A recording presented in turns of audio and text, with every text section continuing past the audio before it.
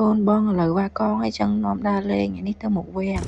មើលទៅមិញឲ្យតែបានមកមុខវាំងម្ដងកូនបងនិយាយពីថាសុបាយសុបាយមើលទៅទឹកមុខដឹងហើយថ្មិញអត់មានលេងសើចមកឡើងមាត់ប៉ុណ្ណាណៃហើយមើលកូនប្អូនវិញឃើញជាលេងទៅសុបាយដែរថ្មិញតែម្ដងពីក្រោមពីលើបើមកមុខវាំងម្ដងចំណៃព្រាបហើយបើសិនជាទិញនៅមុខវាំងនឹងតបាយអត់ក្រាន់ហ្មងទិញអស់10000ជាងហើយមិនទាន់បាច់ក្រាន់ផង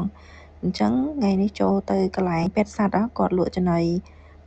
លក់ពោតកិនហើយនឹងលក់ស្ដាយអញ្ចឹងទិញ1គីឡូយកមកបាច់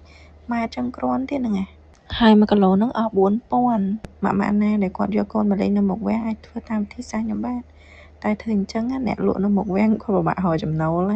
ហើយបន្ទាប់មកពួកខ្ញុំនាំគ្នាទៅអ៊ីអននាំកូនមកអ៊ីអននាំមកជិតផ្ទះវិញចូលញ៉ាំក្រាមម្នាក់មួយស្ពូនហើយចូលលេងចាប់តុក្កតាបន្តិចក៏ទៅផ្ទះ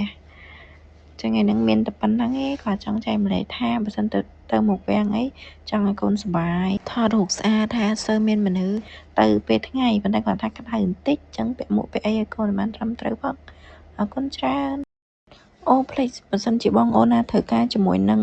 ប្រភេទលេសាប៊ូកក់សក់កូនក្មេងអីផលិតផលកូរ៉េកុំភ្លេច My Earth Day ល្អប្រើមែនតើ